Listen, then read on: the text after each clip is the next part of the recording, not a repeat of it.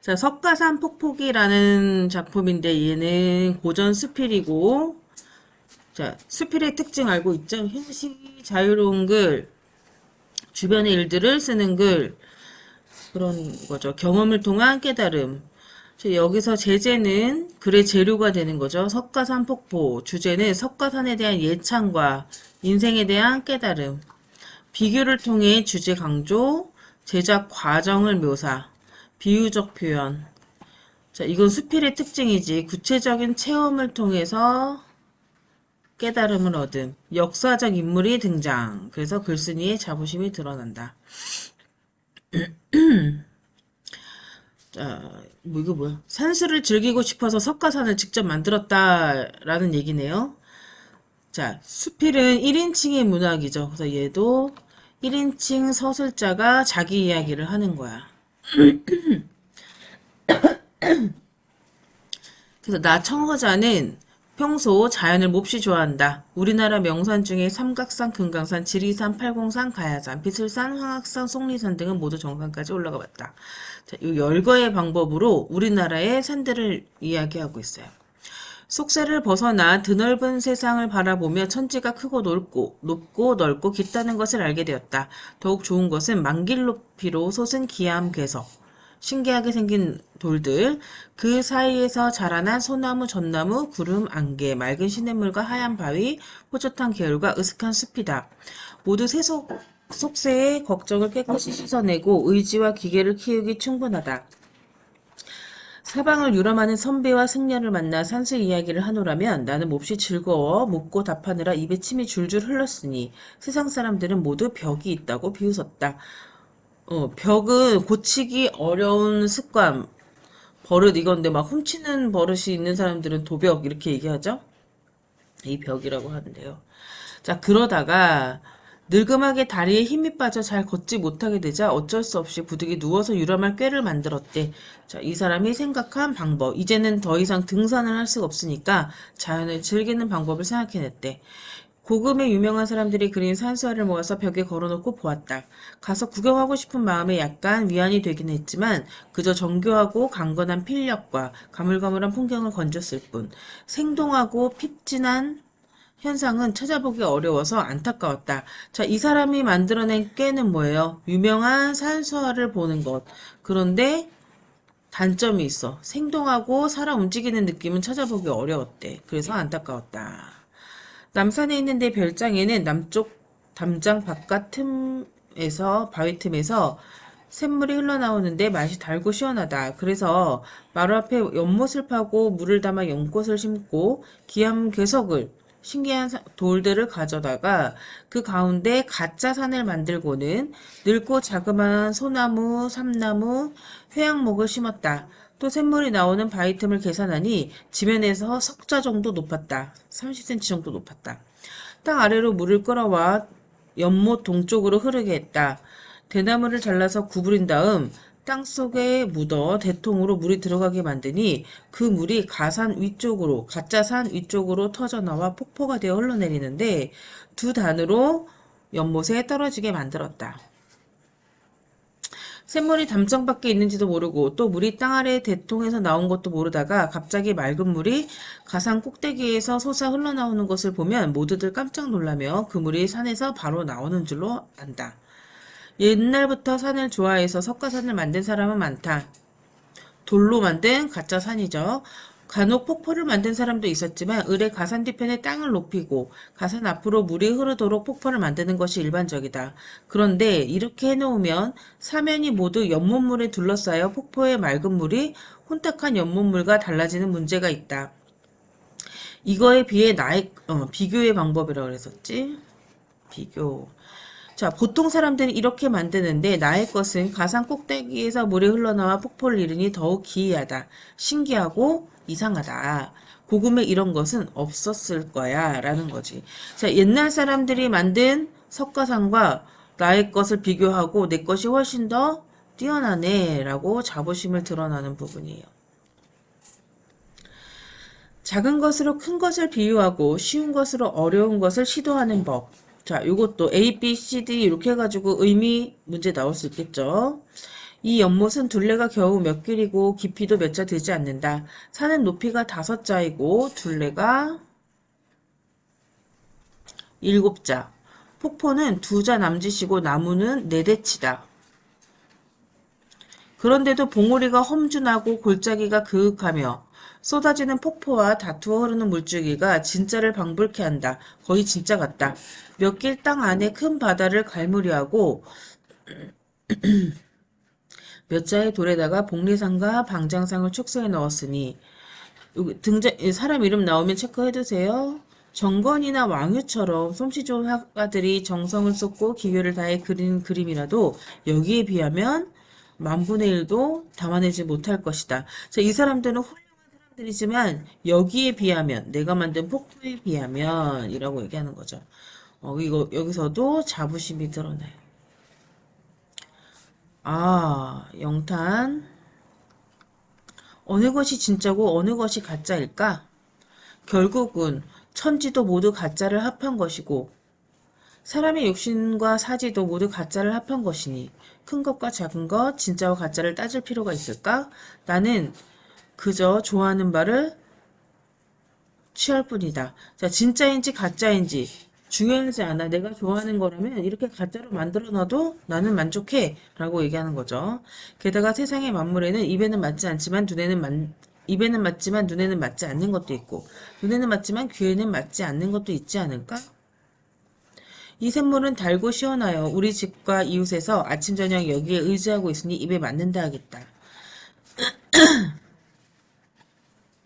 이 샘물이 기암괴석 소나무 전나무 사이를 흘려 몇 자 높이에서 곧바로 떨어지는데 한 가닥 물줄기가 병풍 같은 푸른 산을 갈라놓은 듯 훤하다. 아침 저녁으로 보아도 지겹지 않으니 눈에 맞는다 하겠다. 자, 이 샘물이 맛있으니까 즐거움을 주고 눈으로 맨날 봐도 지겹지가 않고 또 고요한 밤에 잠을 이루지 못해 베개를 높이고 그 소리를 듣고 있으면 봉우나 축을 연주하는 소리처럼 울려 퍼지니 귀에도 맞는다. 그래서 여기서 즐거움을 느낄 수 있다. 자, 마지막 부분.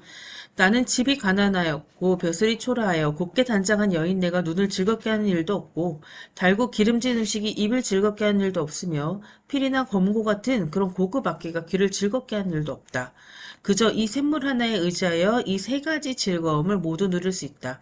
자, 담백하면서도 운치 있다. 세상의 호걸, 영웅들은 모두 초라한 나를 비웃겠지만 나는 즐거우니 이 즐거움을 다른 것과 바꾸지 않겠다. 자, 여기서 석가산을 통해서 이 폭포를 통해서 얻는 즐거움을 다른 것과 바꾸지 않겠다. 는 얘기입니다. 뭐 어려운 내용, 수필이니까 어려운 내용은 없을 거예요. 이것도 OX 한번 문제 풀어보시고 중요한 점들 뒤에 있으니까 그거 한번 보고 그 다음에 꽃피는 해안선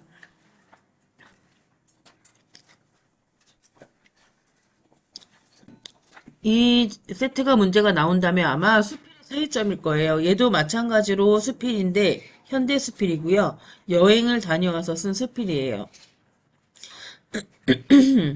주제는 꽃들의 개화와 낙화 과정을 통해 얻은 삶에 대한 깨달음. 이것도 그러면 이거를 관찰하고 이걸 경험하고 깨달음을 얻었다. 이런 구조로 진행이 되겠죠.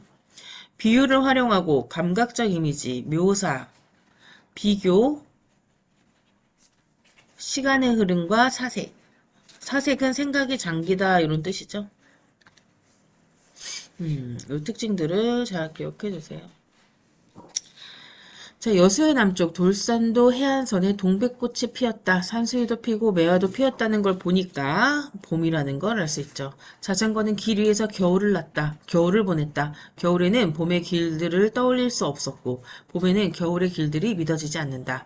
다 지나오고 나도 지나온 길들이 거기에 그렇게 뻗어 있는 것인지 알 수 없다. 그래서 모든 길은 처음부터 다시 가야 할 새로운 길이다. 겨우내 겨울 동안 끌고 다니던 월동 장비들을 모두 다 버렸다. 방한복, 장갑, 털 양말도 다 벗어버렸다. 몸이 가벼워지면 길은 더 멀어 보인다. 티셔츠 차림으로 꽃피는 남쪽 바다 해안선을 따라 달릴 때 온몸의 숨구멍이 바람 속에서 열렸다. 그래서 이렇게 봄에 자전거 여행을 하고 있는 내용이에요.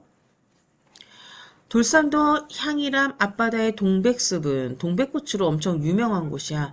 바닷바람에 수렁거린다. 동백꽃은 해안선을 가득 메우고도 군집으로서의 현란한 힘을 이루지 않는다. 동백은 한 송이의 개별자로서 제각기 피어나고 제각기 떨어진다. 동백은 떨어져 죽을 때 주접스러운 꼴을 보이지 않는다. 절정에 도달한 꽃은 마치 백제가 무너지듯이 낙화를 나라가 망한 거에 비유했네요.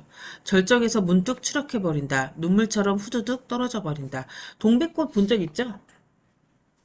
동백꽃은 엄청 예쁠 때 모가지째로 뚝 땅에 떨어져서 땅에서 시들어요. 돌산도 율림리 정미자식 마당이 공간적 배경이 구체적으로 나와 있죠. 매화가 피었다. 1월 중순에 눈 속에서 봉우리가 맺혔고 이제 활짝 피었다. 매화는 잎이 없는 마른 가지로 꽃을 피운다. 나무가 몸속의 꽃을 밖으로 밀어내서 꽃은 품어져 나오듯 피어난다. 매화는 피어서 군집을 이룬다. 아까 군집 얘기 있었죠. 얘는 군집으로서의 현란한 힘을 이루지 않는다 그랬고 동백은 매화는 피어서 군집을 이룬다. 꽃핀 매화숲은 구름처럼 보인다. 이것도 지규법.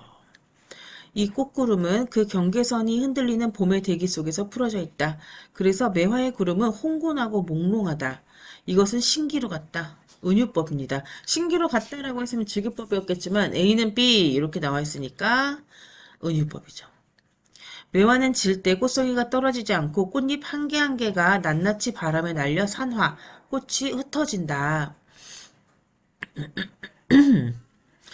자, 매화는 바람에 불려가서 소멸하는 시간의 모습으로 꽃보라가 되어 사라진다. 가지에서 떨어져 땅에 닿는 동안 바람에 흩날리는 그 잠시 동안이 매화의 절정이고 매화의 죽음은 풍장이다. 바람에 실려보낸다. 백꽃과 복사꽃과 벚꽃이 다 이와 같다. 봄에 피는 꽃들이 다 이렇게 진대요. 서남사 뒷산에는 산수유가 피어있다. 자, 꽃들을 하나씩 이제 비교하고 있는 것 같죠? 산수유는 다만 어른거리는 꽃의 그림자로 피어난다. 그러나 이 그림자 속에선 빛이 가득하다. 빛은 이 그림자 속에서 오글오글 모여서 들끓는다. 산수유는 존재로서의 중량감이, 무게감이 전혀 없다. 꽃송이는 보이지 않고 꽃의 어렴풋한 기운만 파스텔처럼 지금 산야에 번져 있다. 산수유가 언제 지는 것인지는 눈치채기 어렵다. 그 그림자 같은 꽃은 다른 모든 꽃들이 피어나기 전에 노을이 쓰러지듯이 문득 사라진다. 그 꽃이 쓰러지는 모습은 나무가 지우개로 저 자신을 지우는 것 같다. 자, 비유적 표현들을 사용하고 있죠. 그래서 산수유는 꽃이 아니라 나무가 꿈꾸는 것처럼 보인다. 여기까지. 감성적인 아저씨죠. 산수유가 사라지면 이제 다음 꽃 목련이 핀다. 목련은 등불을 켜듯이 피어난다. 이것도 지규법. 꽃잎을 아직 오므리고 있을 때가 목련의 절정이다. 목련은 자의식에 가득 차 있다. 의인법이네요. 이 꽃은 존재의 중량감을 과시하면서 한삭과 하늘을 향해 봉우리를 치켜 올린다. 얘가 좀 무게감이 있죠. 요 꽃송이도 엄청 크니까. 꽃이 질 때 목련은 세상의 꽃 중 가장 남루하고 가장 참혹하다. 누렇게 말라 비틀어진 꽃은 누더기가 되어 나뭇가지에서 너덜거리다가 땅에 떨어진다. 한꺼번에 통째로 뚝 떨어지지도 않아. 한꺼번에 통째로 뚝 떨어지는 것은 동백꽃이었죠. 나뭇가지에 달린 채 꽃잎 조각들은 저마다 생로병사의 끝까지 치러낸다. 목련의 죽음은 느리고도 무겁다. 천천히 진행되는 말기 암 환자처럼. 이것도 식유. 그 꽃은 죽음이 요구하는 모든 고통을 바치고 나서야 비로소 떨어진다. 펄썩, 음성상징어. 소리를 내면서 무겁게 떨어진다. 그 무거운 소리로 목련은 살아있는 동안의 중량감을 마감한다. 봄의 꽃들은 바람이 데려가거나 흙이 데려간다. 가벼운 꽃은 가볍게 죽고 무거운 꽃은 무겁게 죽는데 목련이 지고 나면 봄이 다 간 것 같다. 이렇게 해서 자, 동백매화 산수유 목련 꽃이 어떻게 피는지 어떻게 시드는지를 자기의 시선에서 바라봤어요. 자, 마지막 부분입니다. 여수 향이람 앞바다의 동백꽃은 사람을 쳐다보지 않고 봄빛 부서지는 바다를 본다. 바닷가에 핀 매화꽃잎은 바람에 날려서 눈처럼 바다로 떨어져 내린다.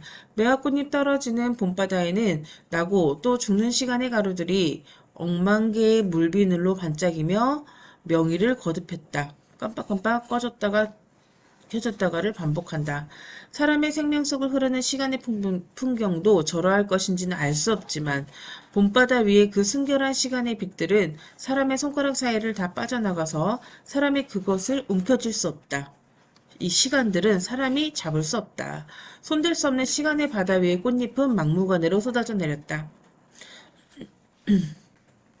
봄은 숨어있던 운명의 모습들을 가차없이 드러내 보이고 거기에 마음이 부대끼는 사람들은 봄빛 속에서 몸이 파리하게 마른다. 봄에 몸이 마르는 슬픔은 춘수다. 봄의 슬픔을 춘수라고 했어요. 자, 꽃이 말라가는 것처럼 돌리지 말아요. 꽃이 말라가는 것처럼 사람의 슬픔이 마른데. 자, 그래서 이 사람은 동백, 매화, 산수유, 목련 이렇게 비교해서 나타났고요.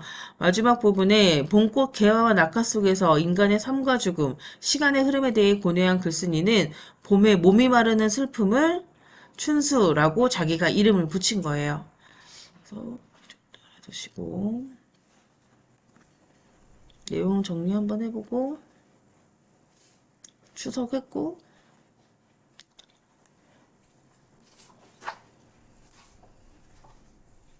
생명 한번 봅시다. 시 2개 남았네요.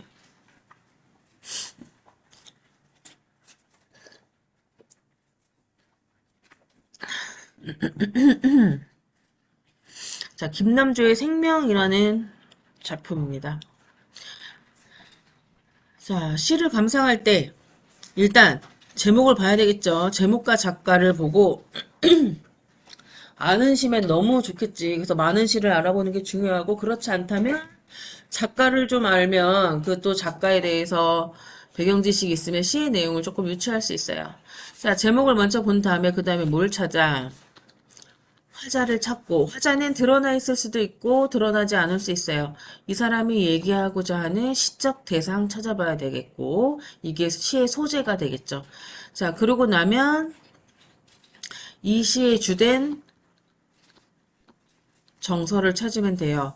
뭐 그리움, 이별, 뭐 이런 것들이 있겠죠. 그리고 나면 긍정적인 시어와 부정적인 시어가 있을 거고 그리고 시의 표현 방법, 수사법이라고 해요. 이런 것들을 찾아 나가면 주제는 바로 나오겠죠. 주제를 따로 찾으려고 이 주제가 뭐지? 라고 찾지 않아도 이렇게 시적 상황과 정서 이런 것들을 파악하면 어떤 낯선 시가 나와도 나중에 잘 풀 수 있을 거예요. 연습을 좀 같이 해봅시다. 자, 얘는 현대시고 생명은 추운 몸으로 온다. 벌거벗고 언 땅에 꽂혀 자라는 초록의 겨울보리. 자, 시각적 이미지. 시각적 이미지. 색채의 사용 겨울보리. 그럼 또 계절적 배경도 나오네요. 자, 벌거벗고 언 땅에 꽂혀 자라는 초록의 겨울보리. 생명의 어머니도 먼 곳 추운 몸으로 왔다. 생명이 추운 몸으로 온다라는 거네요. 추운 몸으로 온다는 건 춥다는 대부분 부정적인 의미로 쓰이죠. 그러면 뭔가 생명의 시작은 고통을 겪으면서 온다라는 얘기네요. 자, 동일한 표현이 반복돼서 자, 강조와 운율 형성 이런 효과가 있죠. 진실도 자, 생명처럼 부서지고 불타면서 그리고 얘도 부정적인 거 버려지고 피 흘리면서 온다. 자, 비슷한 문장 구조가 반복되면 문장이 반복되면 대꾸법이라고 하죠. A는 B, C는 D 이런 방법입니다. A는 B고 C는 D다 이렇게 나오면 대꾸법. 통사 구조의 반복이라고도 합니다. 단어들을 잘 알아두세요. 겨울 나무들을 보라. 명령형 어미를 사용하면 시에서 좀 더 확신, 강렬한 이미지를 줄 수 있어요. 겨울 나무들을 좀 봐라. 추위의 면도날로 제 몸을 다듬는다. 잎은 떨어져 먼 날의 섭리에 불려가고 줄기는 이렇듯이 충전 부싯돌임을 보라. 자, 부싯돌, 불을 지필 수 있는 걸 말하는 거죠. 이걸 봐. 그러면 이것이 다시 생명력을 가지게 하는 원동력이 되는 거야 라고 얘기하는 거야. 이거 보니까 그 앞에 그 수필이랑 엮어서 나올 수도 있겠네요. 그죠? 겨울 나무들은 추위를 견디고 잎을 내잖아요. 봄을 위해서. 금가고 일그러진 걸 사랑할 줄 모르는 이는 친구가 아니다. 상한 살을 헤집고 입 맞출 줄 모르는 이는 친구가 아니다. 그래서 다른 사람들을 배려하는 마음이 없으면 친구하지 않을 거야 라고 얘기하는 거죠. 얘도 대구법입니다. 생명은 추운 몸으로 온다. 반복하고 있고 12대문 다 지나온 추위로 12대문은 뭔가 시련을 다 겪어온 추위로 하얗게 드러눕는 색채어 또 사용하고 있고 한방 눈송이로 온다. 한방 눈송이를 겪어야 이 생명이 다시 올 수 있다라는 겁니다. 자, 그래서 겨울 보리와 겨울 나무들 시련의 새로운 탄생을 위해 겪어야 할 불가피한 과정이다 라는 거야. 그럼 고통을 겪은 다음에 시련이 아니 시련을 겪은 다음에 진실, 생명 이런 것들을 우리가 경험할 수 있어 라고 얘기하는 거죠. 그 다음 시는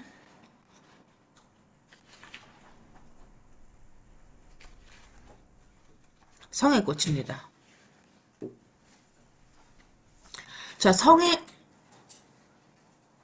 성애꽃은 우리가 추운 날 차를 타면 그 유리창에 눈꽃 모양의 얼음 같은 게 생긴단 말이죠. 그것을 성애가 꼈다라고 하는데 그 성애를 이 사람은 꽃으로 봤어요. 자, 비유적 표현 드러나고요. 비교, 의문형 종결어미, 인식의 확장, 색채 대비 이런 표현 방법들이 사용됐습니다.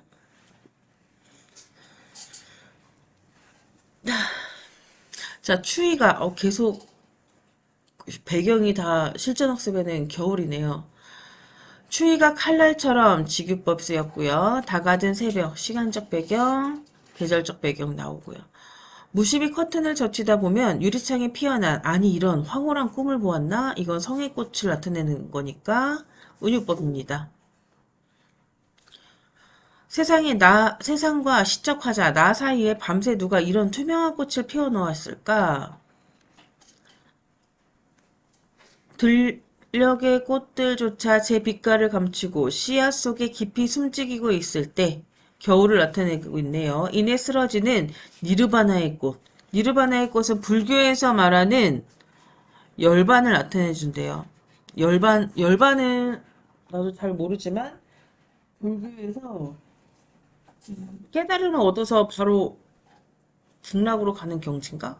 그렇대요. 진리를 깨달아서 죽지도 않고 살지도 않고 죽지도 않는 법을 체득한 경지. 저 얇고 날카로운 유리창에 누가 새겨놓았을까? 성애꽃을. 하긴 사람도 그렇지. 여기가 인식이 확장되는 부분입니다. 그래서 꽃을 보고 이것을 사람도 그렇지 라고 적용하고 있는 거죠. 가장 가혹한 고통이 끝난 자리에 가장 눈부시고 부드러운 꿈이 일어선다. 그래서 고통이 끝나면 꿈이 일어선다. 새하얀 시각적 이미지, 신부 앞에 붉고 푸른 색깔들, 색채 대비 이루어지고 있죠. 붉고 푸른 색깔들. 들녘의 꽃들 모두 제 향기를 씨앗 속에 깊이 감추고 있을 때 어둠이 스며드는 차가운 유리창에 이면을 대고 누가 저토록 슬픈 향기를 새기셨을까? 이것도 성애꽃을 슬픈 향기로 나타냈어요. 한 방울 물로 쓰러지는 불가해안, 이해할 수 없는 비의 슬픔의 꽃송이들. 성애꽃은 잠깐 있다가 사라지는 순간적인 존재라서 더 슬프다고 느껴지는 거죠. 그리고 성애꽃은 추위에 굴복하지 않고 꽃을 피웠다. 진짜 꽃은 아니지만 꽃이라고 표현을 한 거예요. 그것처럼 인간도 그렇지 않을까라는 거예요. 그래서 얘도 그러면 슬픔을 견디면 꽃이 나올 수 있다. 이렇게 보고 있겠네요. 슬픔 뒤에는 꽃 같은 시간이 온다. 비유적 표현을 통해서 얘기한 거죠. 그래서 얘가 만약에 나온다면 이게 최두석의 성애꽃이라는 작품이 원래 훨씬 더 유명해요. 그래서 두 개가 같이 나올 수도 있어.